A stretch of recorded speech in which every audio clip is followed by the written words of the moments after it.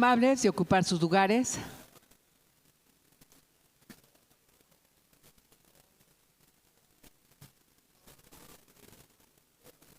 Estamos a instantes de arrancar. Estamos solamente a la espera de que cierren la puerta principal para compartirles breve reseña curricular de Lauri Cosquela, nuestro siguiente ponente.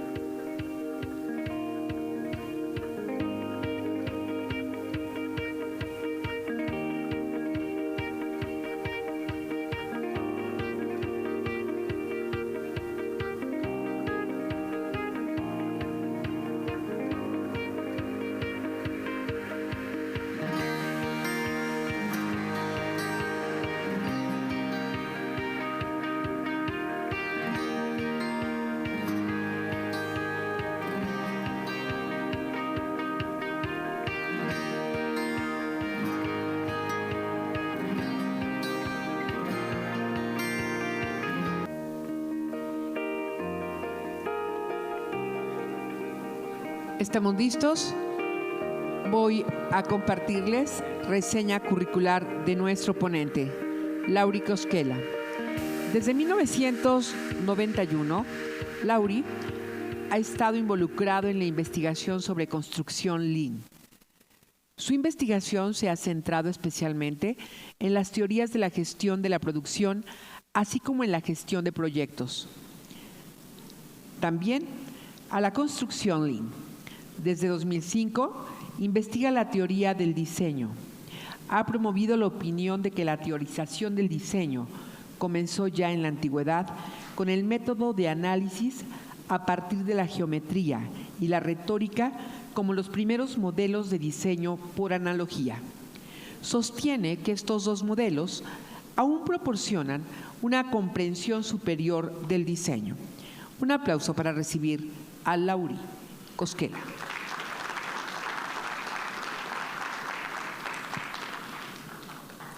Buenos días. Thank you very much for inviting me to this conference. This presents one or two challenges. Y bueno, me representa uno o dos retos. The topic is El tema TFB, transformación del flujo del valor, lo he estado enseñando a mis estudiantes por años, pero después cuando empecé a preparar la presentación, empecé a pensar en dónde puedo encontrar más, cómo puedo ampliar mi conocimiento sobre TFB, que creo que está mi conocimiento un poco obsoleto. Y dije, volvamos a mi disertación. Tuve que leer varios capítulos de mi disertación, mi tesis, y, ¿saben? Hice cierta investigación hace unos cuantos minutos aquí, de una muestra a 3 doctores, personas con doctorado. Les pregunté si habían vuelto a ver sus disertaciones y por supuesto que no. Pero yo la volví a leer y creo que quizá pues haya algo, dije yo, de lo que tuviera que estar avergonzado, pero la verdad es que no, todo me pareció bien, quizá un poco desactualizado, pero en general todo bien. Y por cierto,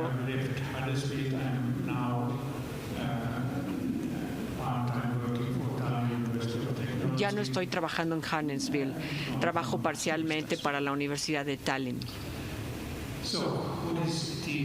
¿Qué es TFB? Como ya les mencioné, y tal cual se presenta en mi disertación, que se publicó en el año 2000, se ha hecho popular en la investigación. Hay citas que se mencionan de ella, creo que más de 100 veces al año aparece publicada. Pero en esta conferencia, yo creo que mi reto es explicarles si acaso tiene implicaciones prácticas actualmente, en dónde se podría utilizar. Y otra pregunta que surgió cuando yo estaba a nivel de liderazgo era cómo ha cambiado mi comprensión de la forma en que pudiera quizá actualizarse esta TFB, transformación del flujo de valor. Tuve que terminar mi disertación, pero acabé mentalmente agotado porque la inicié en el 91 en Stanford, en donde conocí a Martín, pero me llevó muchos más años. En el camino hubo un niño, un perro, y me llevó más de 10 años terminar con mi disertación. Y de verdad acabé agotado. Los estudiantes doctorales, los recientes doctores, crean un artículo doctoral con los resultados fundamentales de su disertación. Yo comencé, pero nunca logré terminar. Entonces, la mejor descripción de TFB la encuentro todavía en esta disertación que está disponible en Internet. TFB se encuentra en el área del acondicionamiento en la imagen mundial. Aquí les repito lo que ya se sabe ampliamente. Perdón, no es sobre el acondicionamiento, sino la cognición. Tiene que ver con la cognición y cómo podemos acceder y observar al mundo. Pero no, tenemos modelos mentales. La teoría de la lente es algo que, bueno, también ha recibido muchos otros nombres y que influye lo que nosotros observamos y también influye en cómo actuamos sobre el mundo.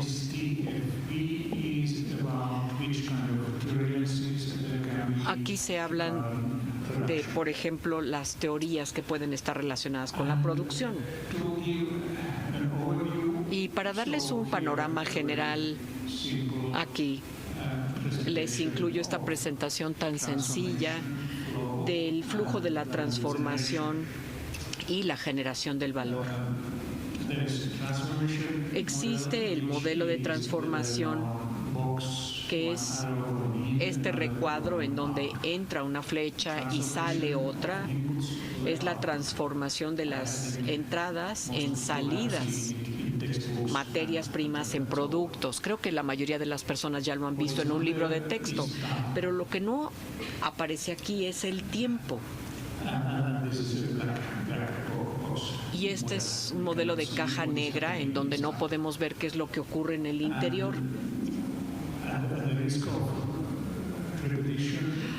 A riesgo de ser repetitivo, les diré que parece problemático. ¿Qué podemos hacer con esta caja tan simple? Pero sí hay una manera. La idea es que podamos descomponer esta caja grande en cajas más pequeñas, que también sean cajas negras parecidas y que nos permitan realizar lo que ya hemos hecho. Ahora ya tenemos cajas más pequeñas a las que podemos asignar, por ejemplo, a una compañía o a un trabajador que sepa qué hacer, de manera que nunca abramos las cajas negras, sino que terciaricemos esa apertura de la caja negra. Hay otro modelo de flujo, que evalúa qué es lo que ocurre en el tiempo, cómo es que las partes o lo que otra cosa que sea, cómo se mueven en la producción, cómo se mueven a lo largo del tiempo, o qué es lo que hace la gente al cabo del tiempo. Y hay un tercer modelo, que es el modelo de generación del valor, en donde la flecha proviene desde arriba. Quiere decir que no hay materiales, sino que es el requerimiento o la necesidad del cliente, que es como el insumo y todo eso se consume, se convierte en un producto que es abstraído. La voz del cliente se convierte en el producto. Entonces yo afirmo que estos tres modelos han sido muy influyentes en la historia de la producción y lo siguen siendo. Siguen siendo muy influyentes y muy significativos. Ahora, el problema ha sido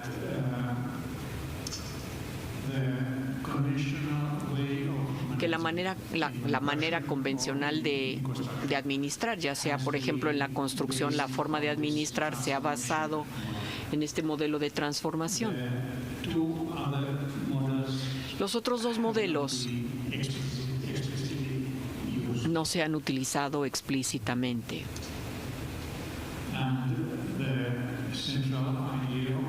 Y la idea central de este modelo de TFB es que todo debiera de utilizarse de una manera equilibrada.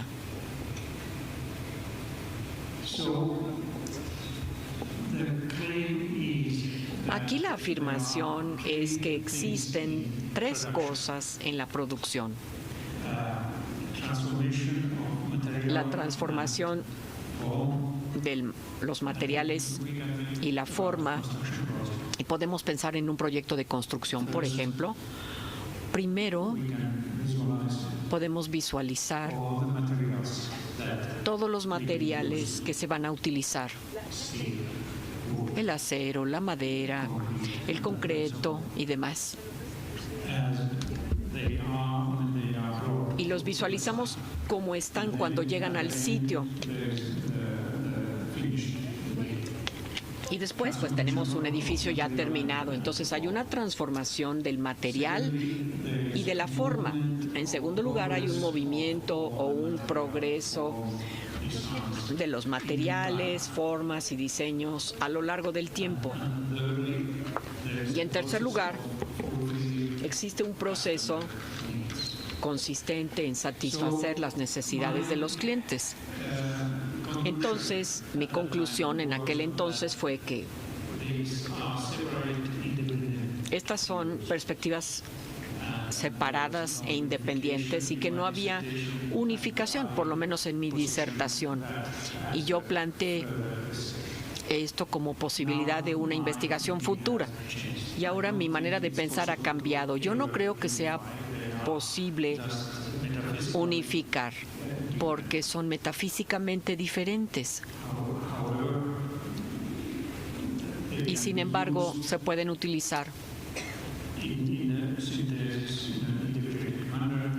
en síntesis de manera creativa. Entonces es el humano que tiene que usar este o aquel modelo cuando se requiere.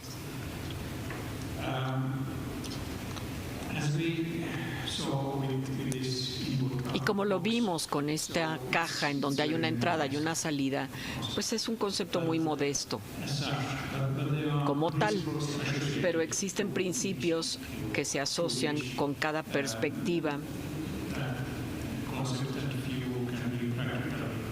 con cada concepto, y algunas de ellas pueden tener una implementación práctica. Y regresaré a ellas después. Cada una de esas vistas ha sido influyente, extremadamente influyente. La forma convencional de administrar la manufactura y la producción se basa en esta idea de la transformación. Después vino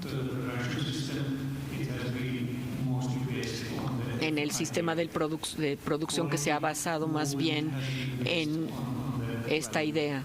La calidad y el movimiento también se han basado en esta idea. Pero sobre todo, esas teorías fundamentales no se explican cuando estas plantillas de producción o estos enfoques de producción se discuten. Hablemos más del modelo de transformación, que ha sido extremadamente influyente. Aquí tienen la caja Y me gustaría añadirles que su popularidad ha aumentado mucho a través de la economía, que tiene una idea casi parecida sobre la producción. Hablamos ahora de la caja negra de la producción y vemos que literalmente es negra y no podemos ver lo que hay adentro de ella, sino solo afuera. Después les mencionaba yo que existe el proceso de la descomposición. Esto es dividir, desglosar, particionar esa caja grande en otras pequeñas, parecidas. Y esa descomposición continúa a lo largo de diferentes niveles hasta que tengamos algo que podamos asignarle a alguien. Y aquí, de manera implícita, ha habido la premisa o una suposición de que cuando descomponemos todo es independiente de lo demás. Y esto es un supuesto muy poderoso porque podemos manejar cada parte independiente de manera separada. Y el total será la suma de las partes individuales.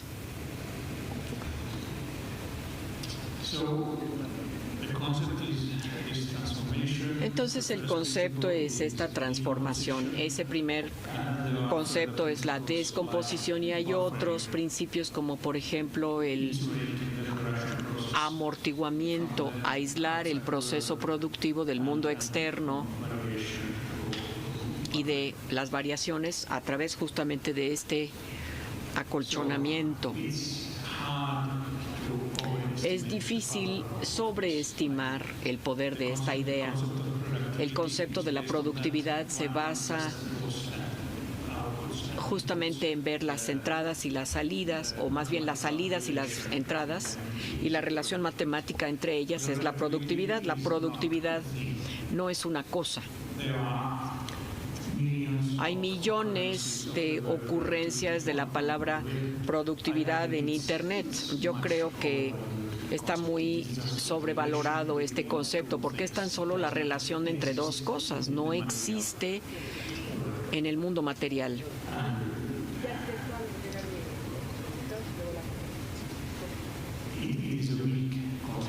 Y es un concepto débil porque no determina lo que debería de ser. El concepto de tarea se refiere a esta ruta en la que organizamos las tareas aparentemente de manera óptima. Pero existen otras consecuencias en esta idea de la producción en línea recta convencional. Desarrollamos relaciones dependiendo de la tarea. Diseñamos organizaciones a través del principio de descomposición y demás. Así que esta idea de T ha permeado al mundo entero de la producción. Por desgracia, esto también tiene ciertos inconvenientes en la forma en que se ha utilizado este supuesto de la independencia de las tareas. Vemos que el modelo T ha sido contraproducente porque mientras más lo usas, en peor condición estás. Y entonces necesitamos pensar en un ejemplo bien conocido, seleccionando a un diseñador con el bit más bajo. Y esto sigue ocurriendo. Hay otras desventajas que son que el desperdicio no es visible de ninguna manera. El desperdicio no aparece en la caja negra ni tampoco en las cajas más pequeñas. Habría una manera de introducir el desperdicio diciendo que si tuviéramos, por ejemplo, un proyecto en un hospital, 80% de lo que estamos haciendo es valor añadido, valor agregado, y el 20% es desperdicio.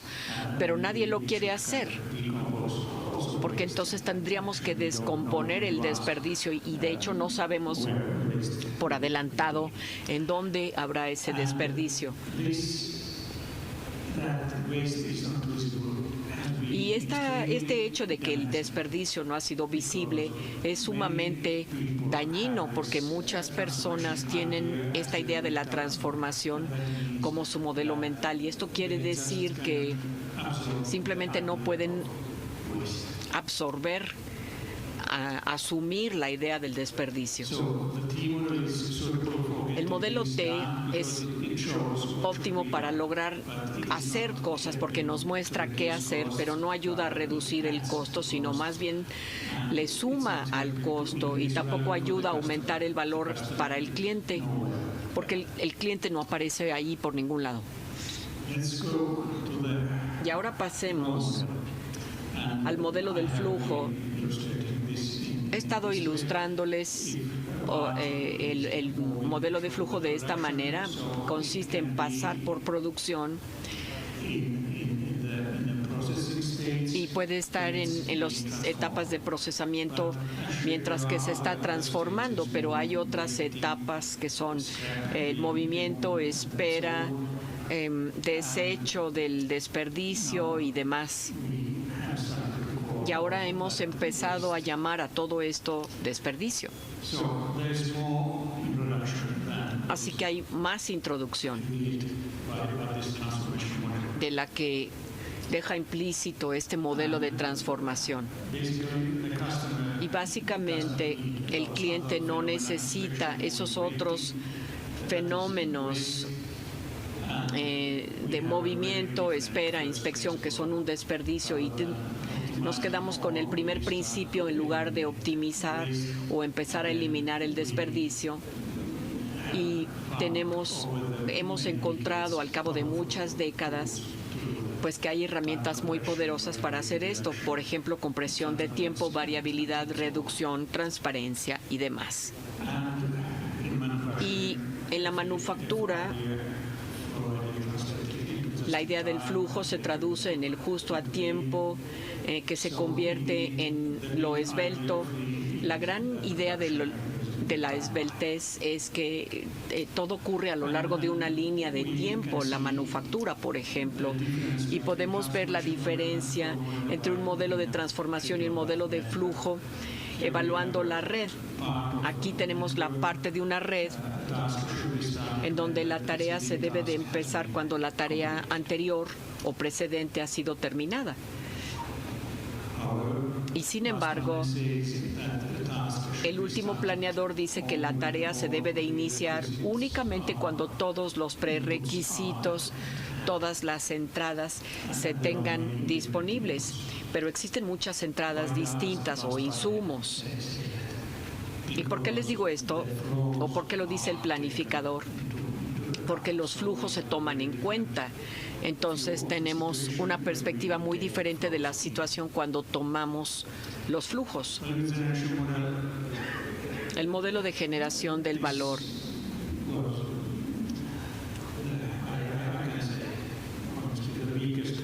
Les puedo decir honestamente que esta ha sido la parte más débil de TFB en mi disertación, así es que no me detendré aquí demasiado.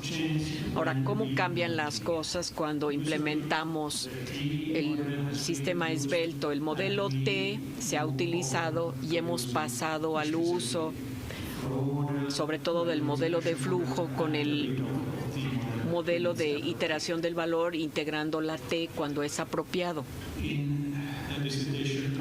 En la disertación presento una síntesis del modelo TFB,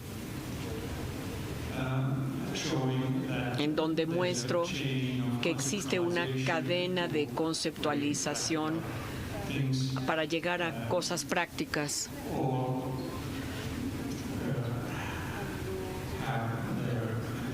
Y todas ellas tienen su área de aplicación. Administración de la tarea, del flujo, y de la administración. Puede haber algunos ejemplos aquí que aparecen en mi disertación, pero me doy cuenta que habría cabida para actualizar esos principios también.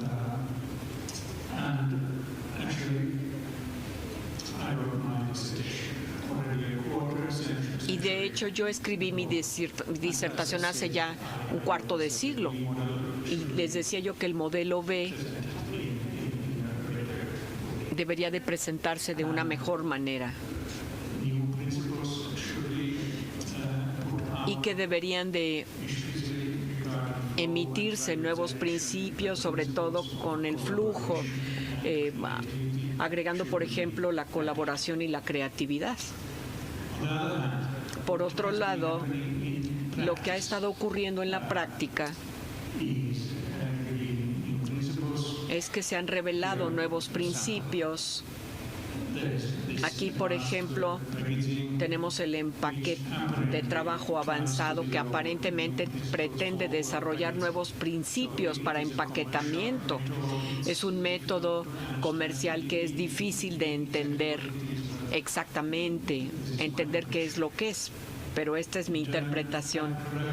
En cuanto a la producción, TACT ha desarrollado nuevos principios sobre cómo se comprende y se administra el flujo, en principios de transformación y cómo descomponer la totalidad del trabajo en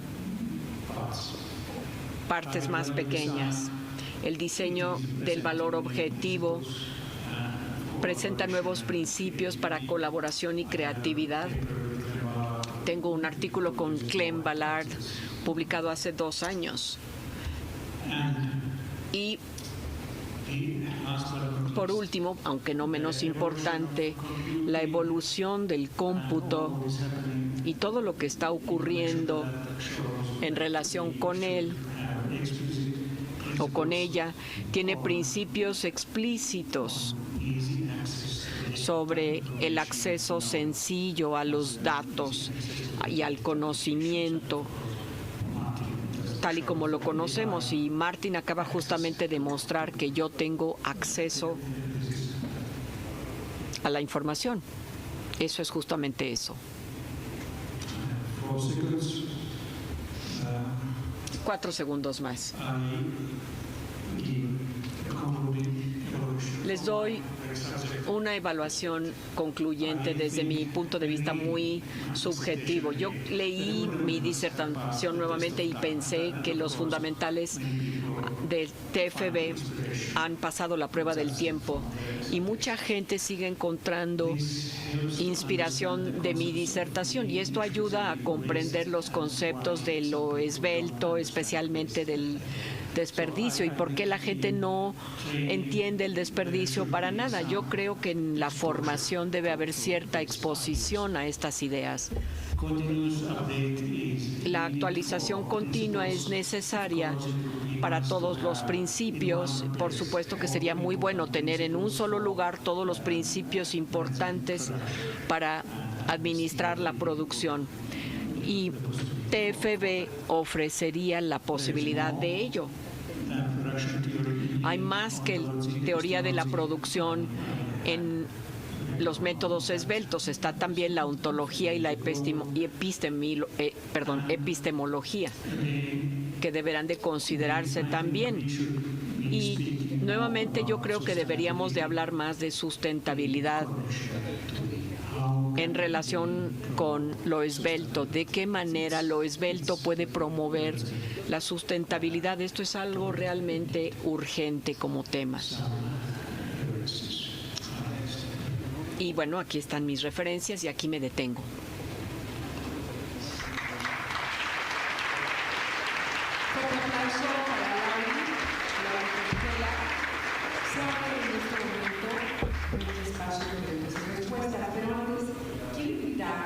A todos aquellos que van a recibir su certificado EGL, a que estén preparados, porque ya casi viene este momento.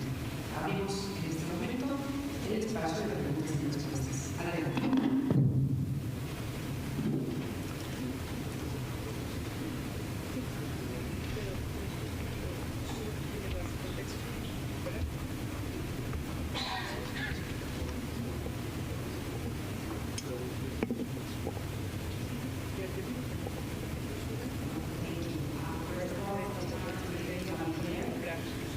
Primero que nada, she's asking in English, so I recommend that you take them off.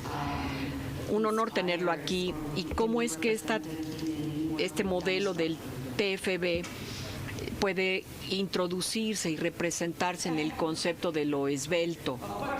¿Puede repetir la pregunta?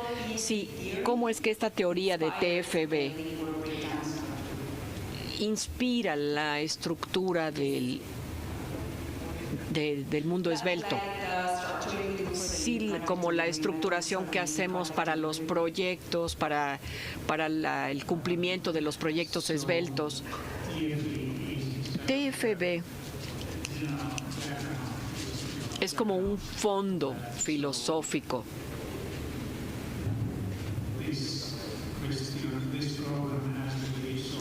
Este problema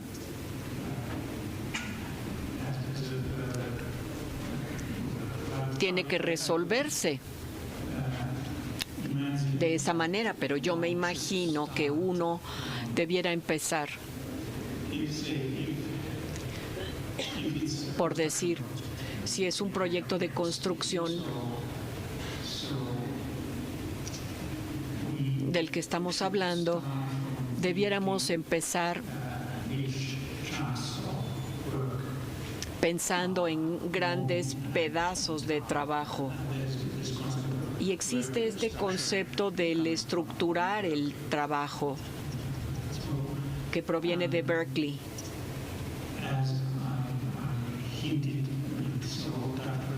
Y como yo les di ya una clave, la producción cuenta con nuevos principios para estructurar el trabajo.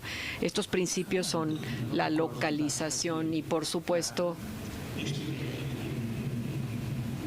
esto se ha explicado en artículos sobre producción. Pero en general existen estas tres preguntas del cómo crear valor, cómo mover las cosas en el tiempo y cómo lograr la transformación. Planteándose uno estas preguntas, en principio, uno debiera de llegar a la estructura del trabajo. Entonces ahí veríamos la solución a esto en la práctica. Perfecto, muchas gracias. ¿Alguna pregunta más?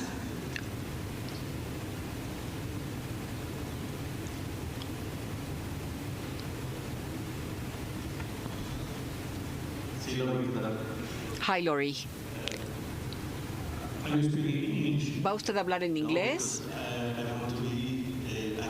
No, porque quiero ser muy preciso en mi pregunta. Por eso le voy a preguntar en español. En la industria de la construcción, In the construction industry, I believe that the customer perceives value essentially in the product, in the finished building. Why? All this thing about lean construction has not concluded permeating in industry. If constructors are in charge of productivity, why have we not finished taking this next step if the ball is on our court, so to speak?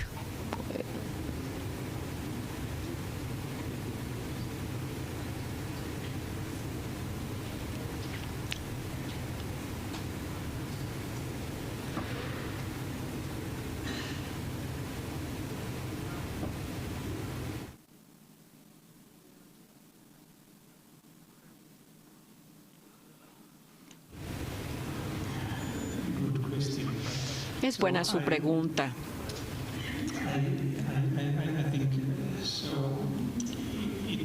Yo creo que esto se relaciona con el modelo mental. Pasar, cambiar a una compañía lean, una compañía esbelta requiere un enorme cambio de mentalidad.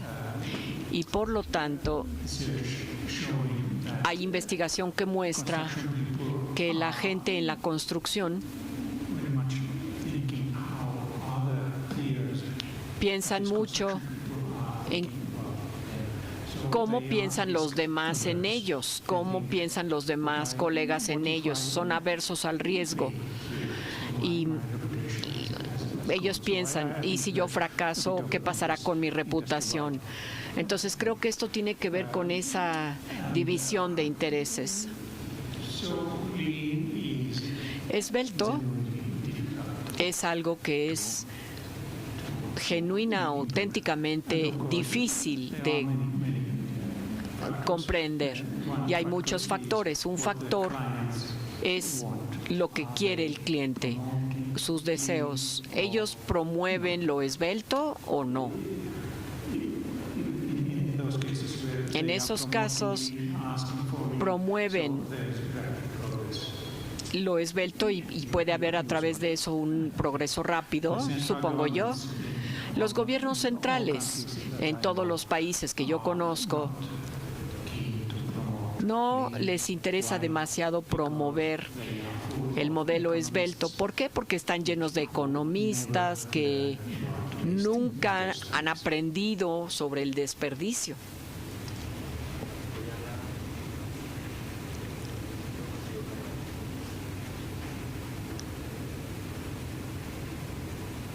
Una pregunta más, o damos continuidad. Damos continuidad. Es el momento de entregar reconocimiento al ponente, agradeciendo por supuesto su valiosa participación. Lo entrega Elisa López. Ella es miembro del equipo fundador de LSI